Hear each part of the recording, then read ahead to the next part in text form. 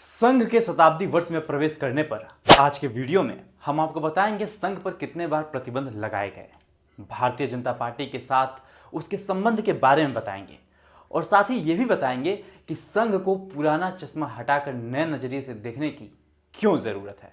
नमस्कार, अभिवादन स्वीकार करें आदर्श तिवारी का। राष्ट्रीय स्वयंसेवक संघ आरएसएस अपनी स्थापना के 100 साल पूरे कर लिए हैं। इन 100 सालों में शायद ही ऐसा कोई वक्त रहा जब संघ, उसकी विचारधारा या उसकी गतिविधियां सुर्खियों में न रही हों। संघ के इतिहास इसी बीच संघ पर कई बार प्रतिबंध भी लगे हैं। पहली बार प्रतिबंध साल 1948 में महात्मा गांधी की हत्या के बाद लगाया गया था। 30 जनवरी 1948 को नाथूराम गोडसे ने महात्मा गांधी को गोली मारकर हत्या कर दी थी। उस समय की सरकार को शक था कि महात्मा गांधी की हत्या में संघ की भूमिका थी और गोडसे आरएसएस का सदस्य था।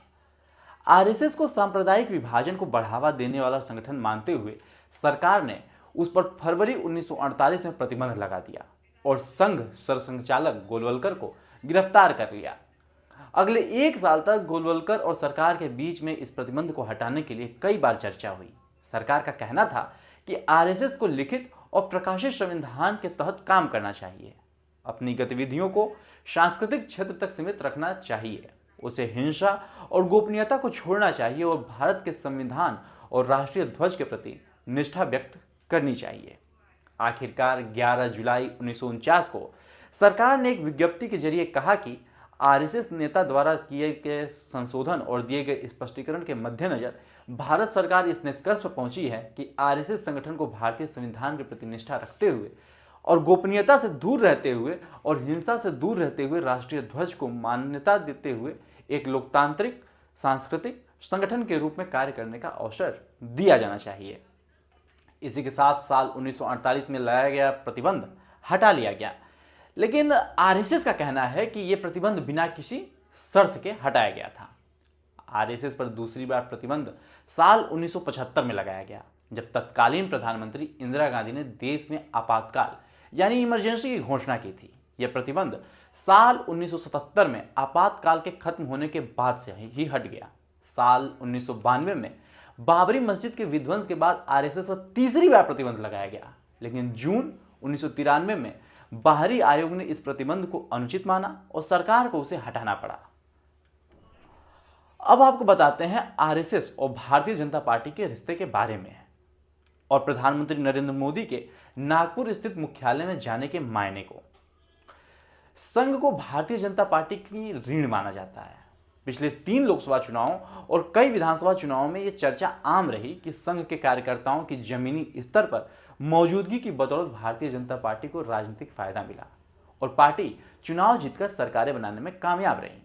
संघ के नेताओं ने बार बार कहा है कि वो दलीय राजनीति में शामिल नहीं है, लेकिन यह भी कोई छुपी हुई बात नहीं है कि संघ से जुड़े बहुत से लोग अब भारतीय जनता पार्टी में हैं और सक्रिय राजनीति का हिस्सा हैं। प्रधानमंत्री नरेंद्र मोदी, गृह मंत्री अमित शाह, राजनाथ सिंह, कृषि मंत्री शिवराज सिंह चौहान और सड़क परिवहन और राजमार्ग मंत्री नितिन गडकरी जैसे सभी नेता अपने शुरुआती दौर से ही आरएसएस का हिस्सा रहे हैं। अब प्रधानमंत्री नरेंद्र मोदी के नागपुर के दौरे के बाद सवाल खड़ा हो रहा है कि क्या राष्ट्रीय स्वयंसेवक संघ और बीजेपी के बीच सब कुछ ठीक हो जाएगा, क्योंकि लोकसभा चुनाव के दौरान बीजेपी के अध्यक्ष जेपी नड्डा द्वारा दिए गए बयान के बाद संघ कैडर के एक बड़े तबके को नाराज कर दिया था। पीएम मोदी बतौर प्रधानमंत्री पहली बार संघ के मुख्यालय गए। इससे पहले वो गुजरात के मुख्यमंत्री रहते हुए जुलाई 2013 में संघ के मुख्यालय में पहुंचे थे। हालांकि 30 मार्च को कई योग थे। माधव नेत्रालय के प्रीमियर सेंटर का शिलान्यास था, संघ संस्थापक डॉक्टर हेडगेवार का जन्मदिन और चैत्र नवरात्रि के साथ हिंदू नववर्ष की शुरुआत के चलते यह दिन अपने आप में एक अहम दिन हो गया था। रही बात संघ प्रमुख और पीएम मोदी के बीच बातचीत की, तो इसके लिए किसी दौरे की शायद जरूरत नहीं है। वैसे पीएम मोदी ने अपने दौरे से यह संदेश जरूर दिया है कि उनकी नज़र में संघ की क्या अहमियत है। वे खुद संघ के पूर्णकालिक प्रचारक रहे हैं। इस दौरे से जो नकारात्मक बातें चल रही थी पिछले कुछ दिनों से, उन पर पूर्ण विराम जरूर लग जाएगा।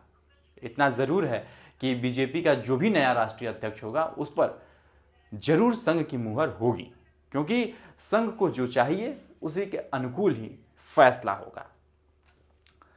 आपको बता दें, पीएम मोदी पहले प्रधानमंत्री नहीं है जो संघ मुख्यालय पहुंचे हैं। इससे पहले बीजेपी के शीर्ष पुरुष और भारत रत्न अटल बिहारी वाजपेयी भी साल 2000 में संघ के मुख्यालय पहुंचे थे।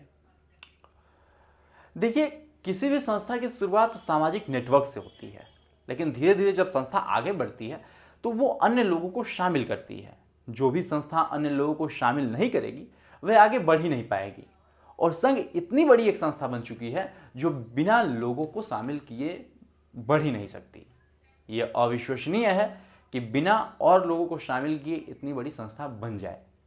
पिछले कुछ समय में जब संघ के प्रचारकों के प्रोफाइल को अगर देखा जाए और उनका अध्ययन किया जाए तो ये समझ आएगा कि बड़ी संख्या में ओबीसी और दलित संघ में आगे बढ़ रहे हैं, आगे के पदों पर जा रहे हैं। प्रांत प्रचारक से लेकर और कई पदों पर वे आगे बढ़ रहे हैं। संघ लगातार नए समय को अपना लेता है और उसी के आधार पर उसमें नए परिवर्तन आते रहते हैं। लेकिन बहुत से लोग अभी भी पुराने नज़रिए से देख रहे हैं। पुराने नज़रिए में एक खास तरह की वामपंथी अवधारणा है कि संघ ऐसा है, संघ वैसा है। लेकिन अगर पास से संघ को देखें तो बहुत बदलाव आया है। उसके लिए हमें एक नया नज़रिया अपनाना होगा, नए चश्मे की ज़रूरत होगी, नए लेंस की ज़रूरत होगी जिससे संघ को समझा जाए।